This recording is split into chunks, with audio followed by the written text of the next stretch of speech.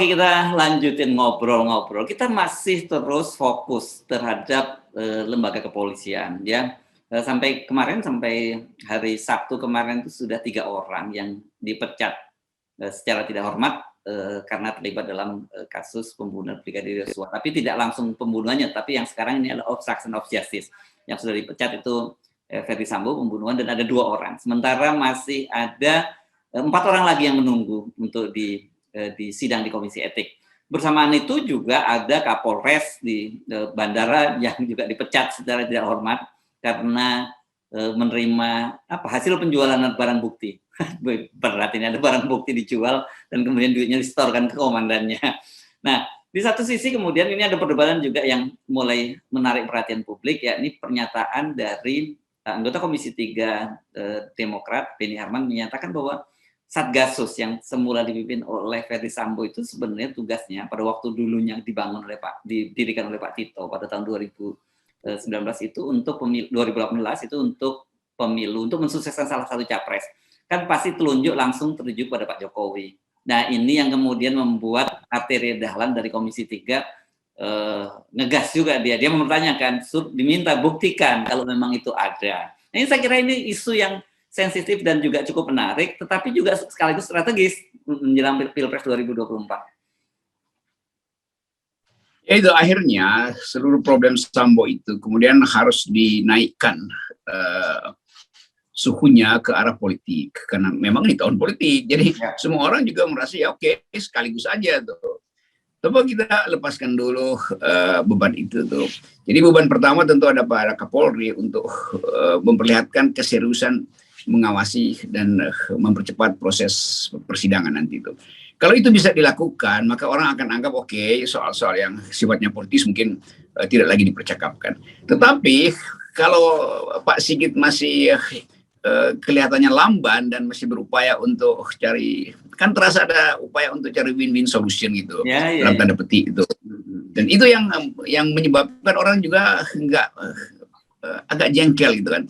Di depan mata semua udah terjadi, tapi kemudian kok melambat akhirnya tuh. Dan itu mungkin efek karena dipuji-puji oleh Komisi 3 sendiri, oleh DPR kan. Tapi tidak semua orang di DPR itu semacam Beni Harman kan, itu Partai Demokrat yang beroposisi tuh pada kekuasaan. Dan isu ini kan bukan sekedar isu yang baru diucapkan oleh Beni Harman itu. Ini isu dari awal juga orang udah kaitkan itu. Siapa yang bikin itu? Ya tentu musuh-musuhnya Sambo yang bikin itu kan, untuk bikin fabrikasi itu.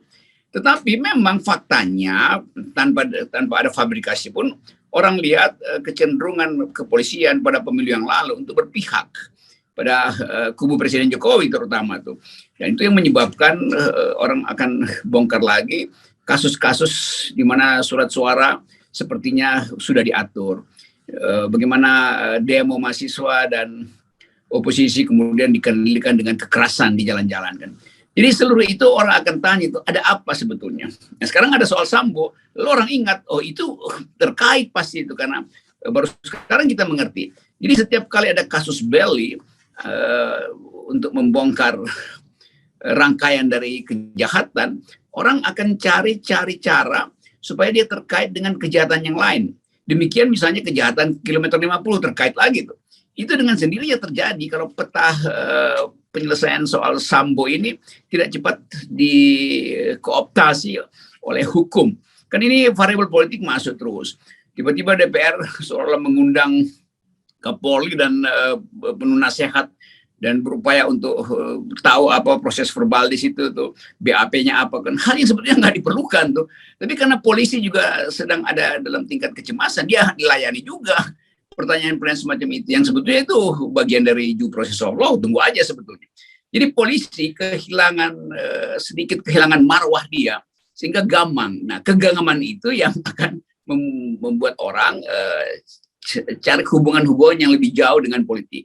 Lalu Beni Harman mungkin berpikir, ya kalau tidak dipercepat itu artinya Pak Sigit tahu apa yang akan berujung nanti sampai ke soal tadi pemihakan polisi pada Pilpres yang lalu.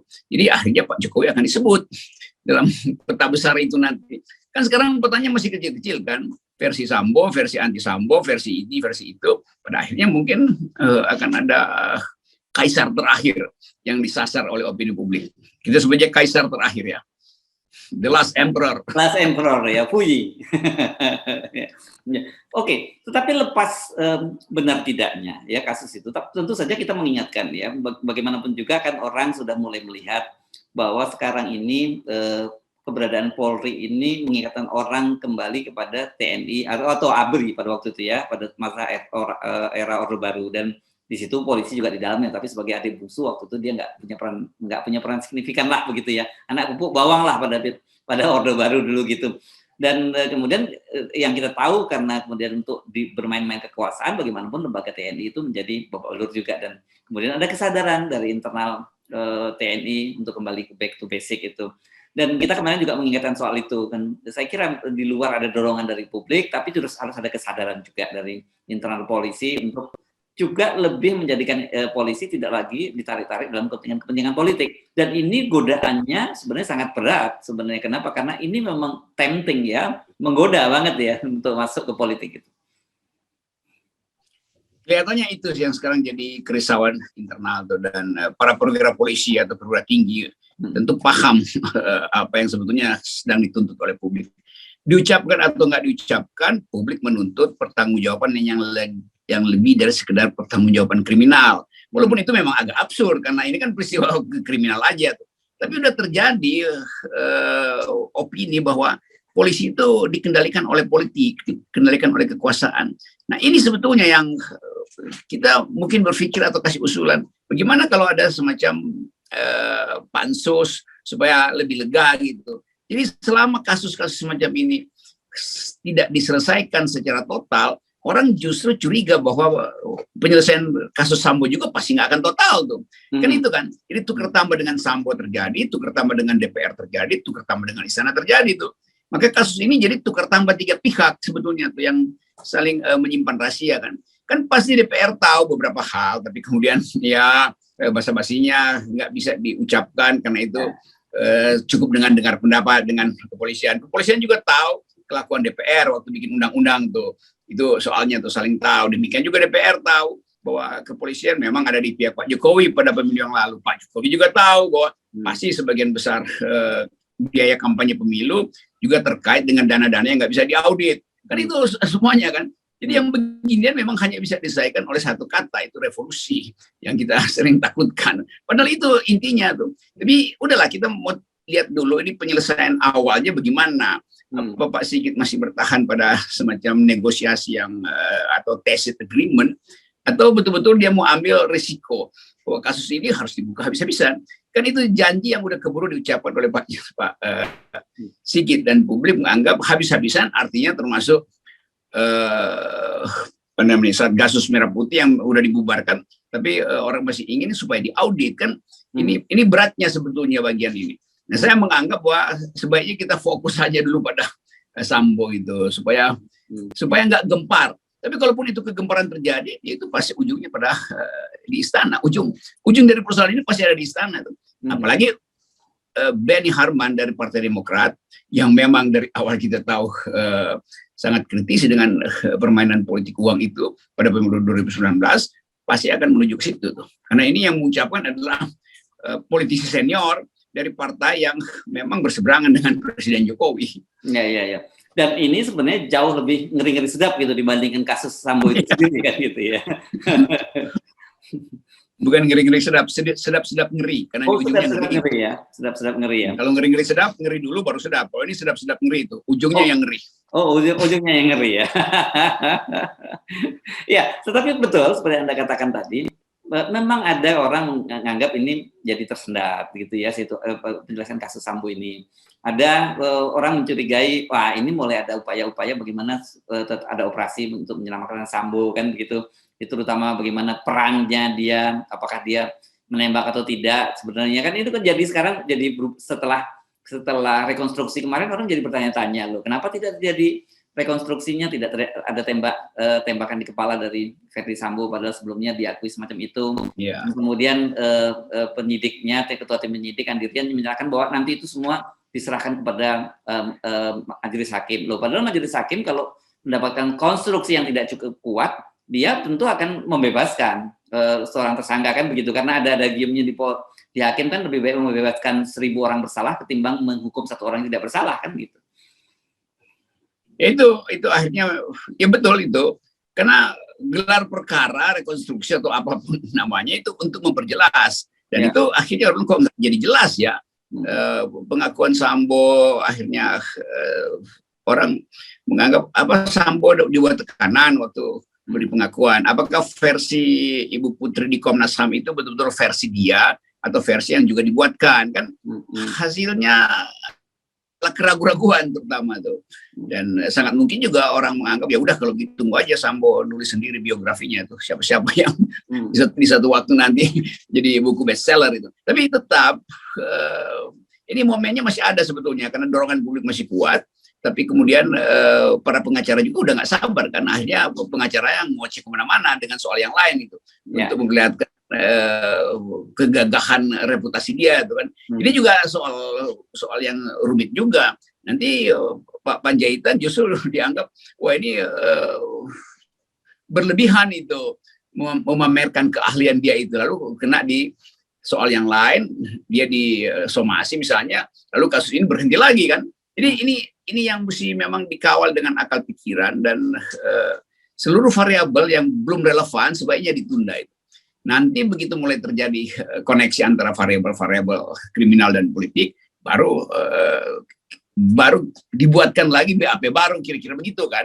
Dan ini tetap fokus pada yang kriminal supaya lengkap dulu nih kecurigaan publik, atau bisa membatalkan kecurigaan publik bahwa polisi akhirnya mulai main-main lagi dengan kasus ini. Itu yang saya ingin dijelaskan oleh Pak Sigit terutama, karena dianggap Pak Sigit dan Komisi 3 kemarin itu ada kelihatannya kayak main mata gitu, dan dan samar-samar orang merasa wah ini apa, ada skenario lain apa untuk memperrumit persoalan tapi sekaligus mempermudah penyelesaian di bawah tangan, kira-kira begitu ini, penyelesaian di bawah tangan.